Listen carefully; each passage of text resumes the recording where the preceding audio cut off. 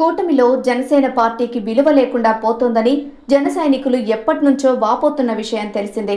పేరుకు deputy CM అయినా చాలా విషయాల్లో పవన్ కళ్యాణ్ని సైడ్ చేస్తున్నారనే ఆవేదన ఆ పార్టీలో నెలకొని ఉంది. ఏదో కాపు సామాజిక వర్గం ఓట్ల కోసం పవన్తో సయోధ్యగా ఉంటున్నారు కానీ లేకపోతే ఎప్పుడో కరివేపాకులా తీసి పారేసేవారు టీడీపీ నాయకులు అనే వాదన రాజకీయ వర్గాల్లో జరుగుతోంది.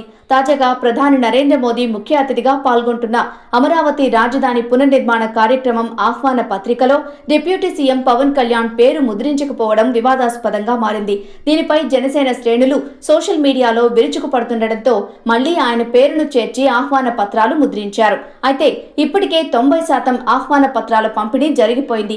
ఈ నెల 2న వెలుగుపూడిలో అమరావతి పునర్నిర్మాణం పేరుతో భారీ కార్యక్రమాన్ని రాష్ట్ర ప్రభుత్వం నిర్వహిస్తోంది. దీనికి ముఖ్య అతిథిగా ప్రధాని మోదీ హాజరవుతున్నారు. ఈ కార్యక్రమానికి సంబంధించి సిఆర్డీఏ 4 పేజీల ఆహ్వాన పత్రాన్ని ముద్రించి అందరికీ పంపిణీ చేసింది. మొదటి పేజీ, చివరి పేజీలో అమరావతి డిజైన్లు, ప్రభుత్వ రాజముద్ర, 2వ పేజీలో ఇంగ్లీష్లో, 3వ పేజీలో తెలుగులో ఆహ్వాన పత్రాన్ని ముద్రించారు.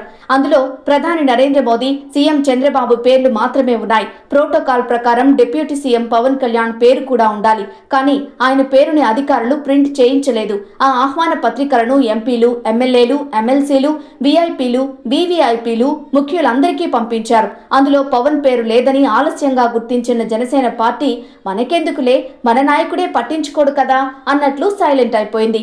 దానికి తగ్గట్లే పవన్ కళ్యాణ్ కూడా సర్దుకుపోయారు. అయితే జనసేన శ్రేణులు మాత్రం తీవ్రంగా దీనిపై స్పందించారు. తమ పార్టీ లేకపోతే చంద్రబాబు సీఎం అయ్యేవారు కాదని, మాకే వెన్నుపోటు పొడుస్తారా అంటూ సోషల్ మీడియాలో రెచ్చిపోయారు. చంద్రబాబు, లోకేష్లపై తీవ్ర స్థాయిలో ధ్వజమెత్తారు. వారికి కౌంటర్ గా టీడీపీ సోషల్ మీడియా దిగిపోయింది. దాంతో రెండు పార్టీల మధ్య ఆన్లైన్ యుద్ధం నెలకొంది. ఇదంతా చూస్తూ తొలుత ఏమీ తెలియనట్టు నటించిన టీడీపీ శ్రేణులు ఇదేదో పెద్ద ఇష్యూ అయ్యేట్లు ఉందే అనుకుని దిద్దుబాటు చర్యలు చేపట్టారు. దీంతో సిఆర్డీఏ అధికారులు ఆహ్వాన పత్రంలో మొక్కుబడిగా పవన్ పేరు చేర్చి మళ్లీ ముద్రించి విడుదల చేశారు. అయితే మోదీ, చంద్రబాబు ఫోటోస్తో ఉన్న ఆహ్వాన పత్రికలు ఇప్పటికే అందరికీ చేరాయి.